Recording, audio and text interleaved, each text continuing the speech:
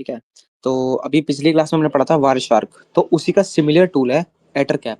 ठीक है। अब जानते हैं एटरकैप है क्या। Ettercap is a powerful network security and penetration testing tool including Kali Linux. पहले से टूल आता है एटरकैप। ठीक है। सेम एज वायरशार्क, ये भी वायरलेस चीज, मतलब कि वाईफाई पे ही काम करता है। ठीक है। और वाईफाई पे क्या काम करता है, सेम चीजें काम करता है। नेटवर्क की सिक्योरिटी को जांचता है और उस पर पेनिट्रेशन टेस्टिंग करता है कि उसमें बग क्या है या क्या क्या हम कर सकते हैं वाईफाई के नेटवर्क पे कनेक्ट होने के बाद। It is primarily used for man in the middle attack. जो मेन अटैक होता है, हम वाईफाई यूजर जो जितने भी वाईफाई के टूल्स हैं, वायर शार्क हो गया, एटर कैप हो गया, बेटर कैप हो गया, आदि जो भी टूल है ना, जितने भी ईटीसी जो भी टूल है, सब में एक कॉमन अटैक होता है परफॉर्म, जिसे कहते हैं एमआईटीएम। तो एटर कैप को इसलिए मैंने चुना वायर शार्क के बाद, क्योंकि वायर शार्क में मैंने तुमको एमआईटीएम बताया था होता क्या है। अब बताता हूँ कि एमआईटीएम अच्छे से बताऊंगा एटर कैप में होता क्या है। ठीक है। तो एमआईटीएम परफॉर्म करने के लिए एटरकैप इज द बेस्ट टूल, और बेटर कैप भी है। ठीक है। तो उसके करने के बाद लोकल एरिया में हम करते हैं। तो अब पहला फीचर है एटरकैप का, man in the middle attack. Ettercap can intercept and modify traffic between two parties without them knowing. अब ट्रैफिक कैसे बदलता है, ट्रैफिक का मेरा मतलब है दो तरीके से आता है।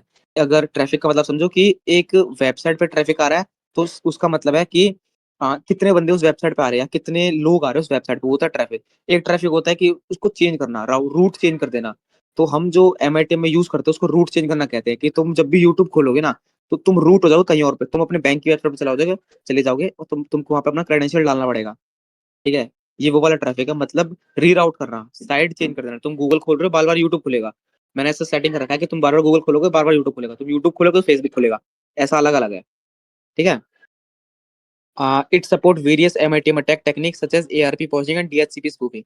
एआरपी पॉइजनिंग एक लंबा टॉपिक है, एमआईटीएम में जब अंदर होगा ना तो मैं बताता हूँ क्या होता है। और डीएचसीपी स्पूफिंग वही होता है कि ना, जैसे मेन आईपीस देखते हैं ना वो। तो एआरपी पॉइजनिंग जब बताऊंगा, जब एमआईटीएम बिल्कुल खुल के बताऊंगा ना, मैं जिस क्लास में बिल्कुल खुल के बताऊंगा, एमआईटीएम को अच्छे से बताऊंगा। दूसरा है नेटवर्क स्निफिंग। नेटवर्क स्निफिंग मतलब कि लाइव ट्रैफिक हो क्या रहा है तुम्हारे नेटवर्क में, कोई बंदा यूट्यूब देख रहा है, कोई फेसबुक चला रहा है, कोई गूगल, कोई वेबसाइट खोल के बैठा है। बैंक की वेबसाइट में अगर थोड़ी देर के लिए बग हुआ, अपडेट हो रहा है, या फिर उसके फोन पुराना है, तो तुम वो चेक कर सकते हो भाई क्या क्रेडेंशियल डाल रहा है, क्या डाल रहा है।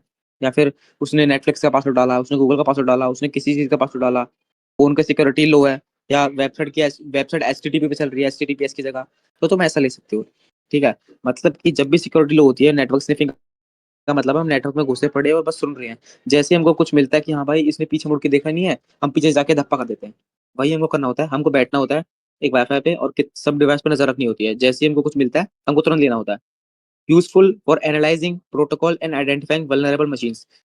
सेम मतलब है, जैसे वल्नरेबिलिटी मिलती है हमको, क्या कहते हैं, मशीन पे एक्सेस आ जाता है हमारे मशीन पे। जैसे कोई पुराना डिवाइस है, क्योंकि गांव गांव में किसी के पास नया डिवाइस तो होता नहीं है, सब वही मतलब पुराना डिवाइस लेके बैठे होते हैं। किसी के पास माइक्रोमैक्स का, किसी के पास सैमसंग का पुराना पड़ा होगा, किसी के पास ओप्पो का पड़ा होगा, जिसमें अपडेट आना पता नहीं 5 6 साल पहले ही खत्म होगा, तो सेकंड हैंड उठाया होगा किसी ने। तो अब उनको क्या पता उसमें है क्या नहीं है, वहीं पे उसी में पेटीएम, फोन पे, बैंक वगैरह चला रखा है।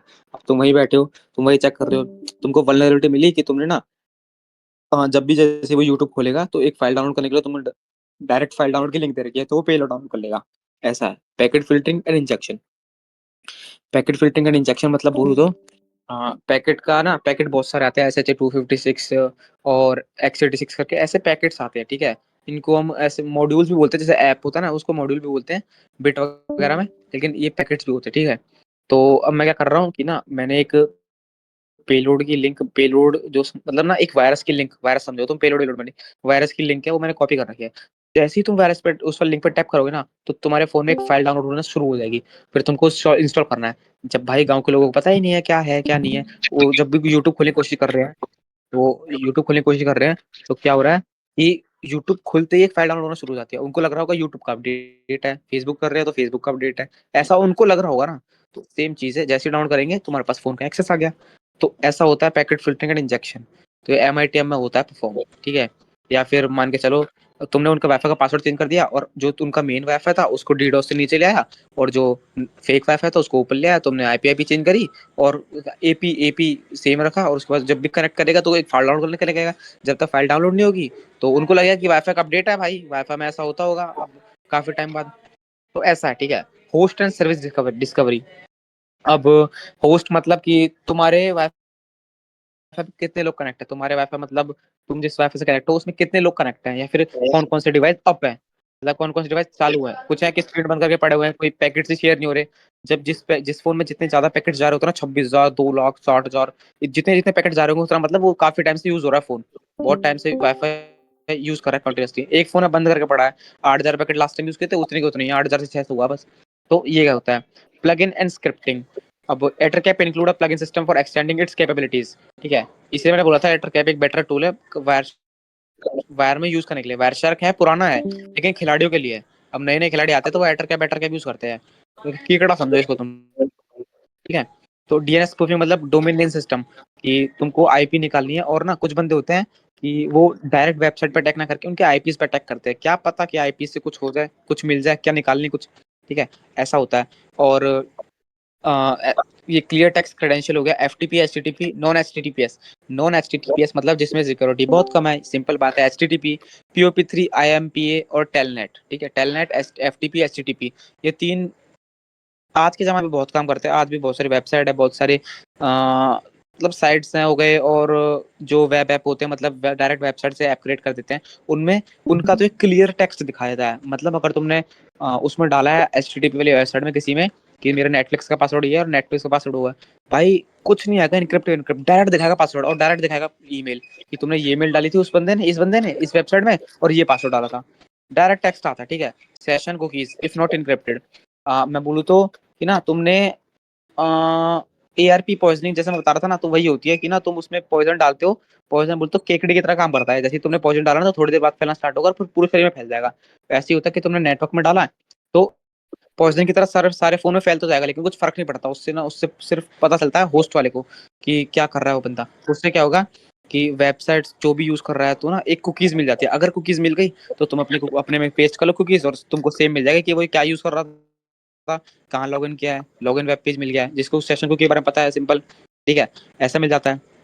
और protocol specific date data, SMB, क्या कहते हैं, send message block, DNS, domain system, SNMP और एटसेट्रा जो भी है, तो इन प्रोटोकॉल को तुम अलग अलग कर सकते हो। प्रोटोकॉल बोलूँ तो तुमको एसएमबी का डाटा चाहिए, मतलब कि एक सिस्टम कितने मैसेजेस को ब्लॉक कर रहा है, मतलब एक ही पोर्ट खुला हुआ है तुम्हारे लैपटॉप में 3389, तो तुमको सिर्फ चेक करना है कि कोई और पोर्ट तो नहीं खुला ना, मेरे को सिर्फ यही चेक करना है कितने पोर्ट खुले हैं मेरे में। तो जिसको प्रोटोकॉल पोर्ट्स के बारे में पता है, नेटवर्किंग क्लास में पढ़ा होगा सबने, जिसको पोर्ट्स के बारे में पता है वो समझ गया होगा क्या कहना चाह रहा हूँ। कि मेरे को सिर्फ यही चेक करना है कि इस फोन में पोर्ट्स कितना खुला है, या मेरे को ये चेक करना है कि इस डिवाइस पे कितने वेबसाइट चल रही है और उनका डोमेन सिस्टम क्या है। तो ऐसा मैं फिल्टर कर सकता हूँ सबको। कस्टम पेलोड या फिल्टर्स, अब मैं पेलोड कस्टम डाल सकता हूँ, मतलब वही ना कि एटर गैप से मैंने क्या किया, एक फोन से कनेक्ट होके मैंने रीराउट किया, मैंने ट्रैफिक चेंज कर दिया। जब भी यूट्यूब पे जाएगा तो उसके फोन में एक ऐप डाउनलोड होगा, एक मालवेयर ऐप डाउनलोड होगा, जब भी जैसे वो फोन डाउनलोड करेगा तो वही क्या चीज।